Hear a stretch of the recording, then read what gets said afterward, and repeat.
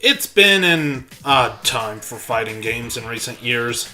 Street Fighter V barely stumbles out, Marvel vs. Capcom Infinite becomes a laughingstock, and Dragon Ball FighterZ, or Fighters, or whatever it's called, can't seem to make up its mind as to whether it wants to be a hardcore fighting game or a derpy anime tie-in. And I guess there was another Injustice, more of those Mortal Kombats or something. And then there's BlazBlue Cross-Tag Battle. And if I'm being honest, at first this was probably the fighting game that caught my interest the most. Because Persona. Oh yeah, when I saw the reveal of good old Narukami joining in on the fun, it caught my attention. And because I might be a bit of a consumer whore when it comes to a large chunk of the Persona franchise. Unfortunately, it started to hit some snags. For one thing, with each new character reveal, I became more and more disappointed that my main from Persona 4 Arena Ultimax didn't show up.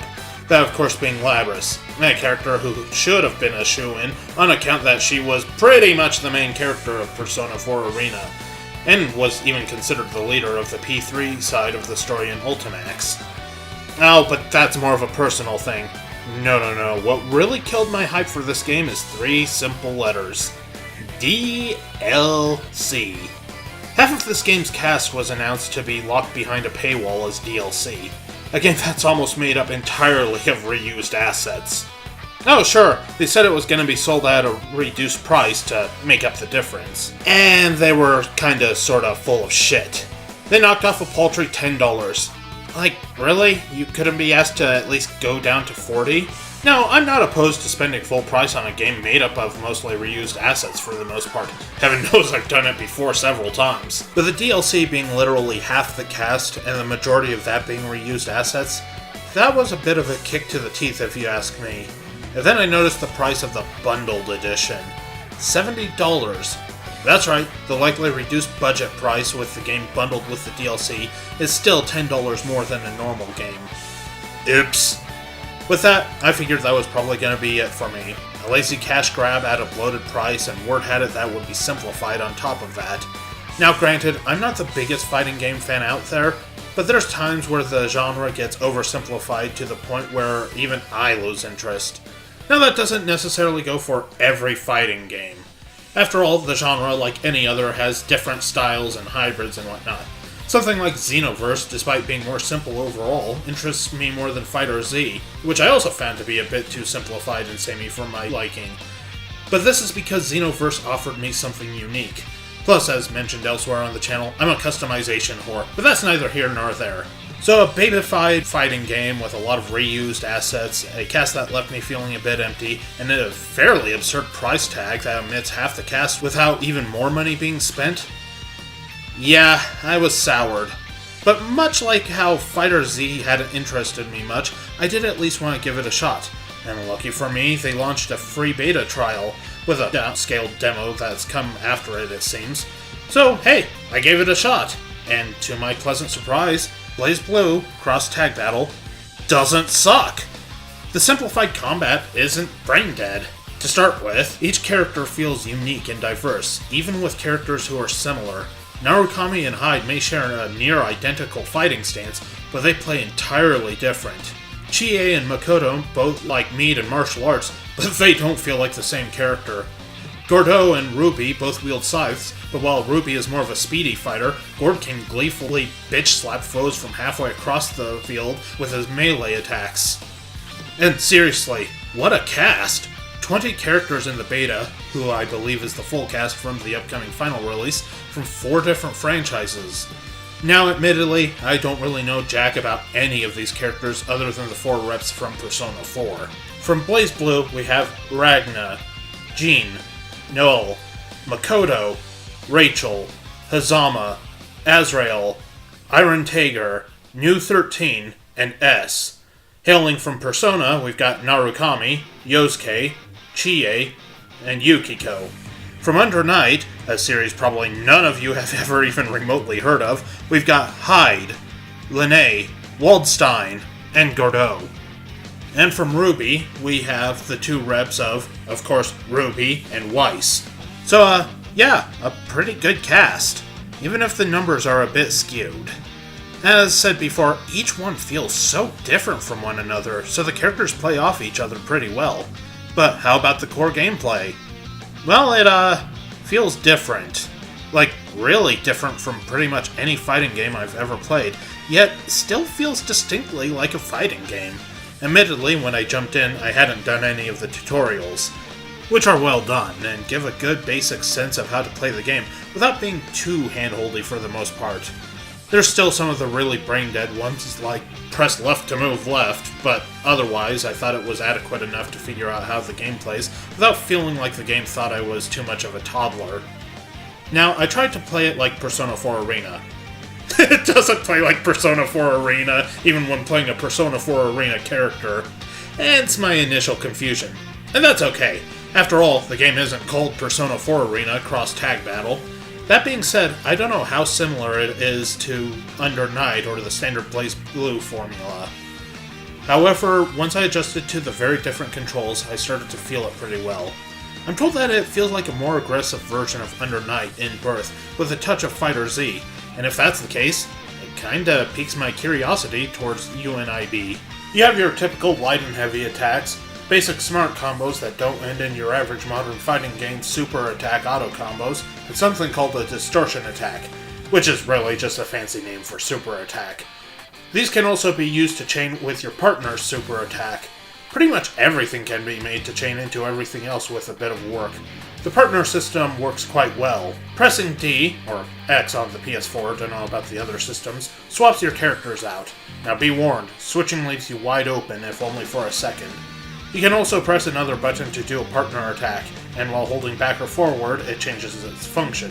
For instance, most standing summons will launch an approaching attack, which can be good to cover ground. But it gets even better. If you tap D while your teammate is covering your ass, you'll switch to them mid-attack. It's not unlike the tag attacks from Fighter Z, but because each character has at least 3 assists, it makes them feel a bit more meaty. Keep in mind these are also 2v2 battles. Swapping doesn't have much of a limit, just a short cooldown, so it can be worthwhile to switch characters so one can recover a bit of their strength while the other takes over for a while. There's also sort of a hyper mode you can activate when one of your characters is down that causes them to regenerate SP and allows them to hold more than 5 bars. It's pretty helpful, but doesn't last long. And really, that's about it. Oh sure, you have your throws and there's a cool counterattack, much like the Furious actions from Persona 4 Arena, but without a cost of health. As well as a few handy defensive skills and a few special attacks. There's also the instant kills, but honestly, I don't think you'll get to use those very often. Despite sounding seemingly paltry, it never came off as shallow. It's simple, sure, accessible, definitely, but it never felt like it was underwhelming either. Fights are quick and to the point. They last just long enough to feel meaningful, and usually aren't too short. It gives off a very pick-up-and-play feeling, and if I may be so bold, I kind of feel like this is what Fighter Z was meant to be. Something easily accessible by players new to fighting games, while still having an appeal to more hardcore players. It's easy to pick up, but it feels like a fleshed-out fighting game. I never really felt like it was treating me like an idiot while playing, and never acted like button mashing was going to be rewarded. I think. On the downside, the netcode doesn't feel quite as solid as Fighter Z's. While playing with one friend, the game ran just fine, and didn't really suffer any hiccups, but against another I wound up with some pretty bad response times. Now granted, he doesn't have great internet, and he was running off of Wi-Fi. One could simply say it's just an issue with the beta, but Fighter Z's netcode didn't give me too much trouble during its beta. Visually, the game is gorgeous, which is to be expected. It's a 2D fighting game from Arc System Works, so of course it's going to feature that sexy sprite work. And man am I glad it did. Truth be told, I don't find their 3D stuff very appealing. Now don't get me wrong, the character models in their 3D stuff look outstanding, but I just can't get over the janky-ass animation. It doesn't make it look like it's 2D or like it's an anime, it just looks choppy. Now, granted, most of this game is just reused assets from previous Arc Sys fighting games, with the exception being the Ruby reps. I'll admit, I was a bit worried there would be some kind of visual disparity between the different casts, but honestly, they blend together well on screen for the most part. The music is mostly just reused from previous titles too, with only a handful of new tracks, and in the case of the reused Persona tracks, they didn't exactly pick the best. For sure, the individual character tracks are fine, but I find it weird they used Pursuing My True Self instead of Best Friends or The Arena. However, the voice acting was a pleasant surprise. I was expecting everyone to be blurting out their banter in Japanese with the exception of Ruby and Weiss. Under Night has never even been dubbed, and I believe ArcSys stopped dubbing the BlazBlue games. Upon choosing Narukami in my first match, I was pleasantly surprised with Johnny Young Bosch's voice, complete with brand new dialogue.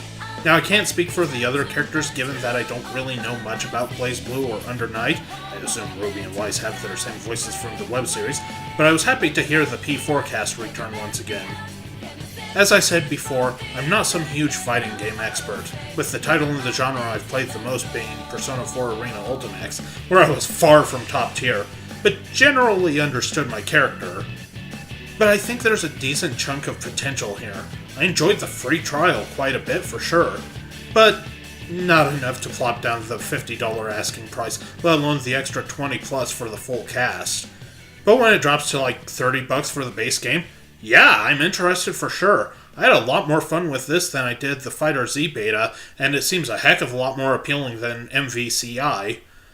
Now, if we can just get some Fate Stay Night characters in there, we'd really be in business!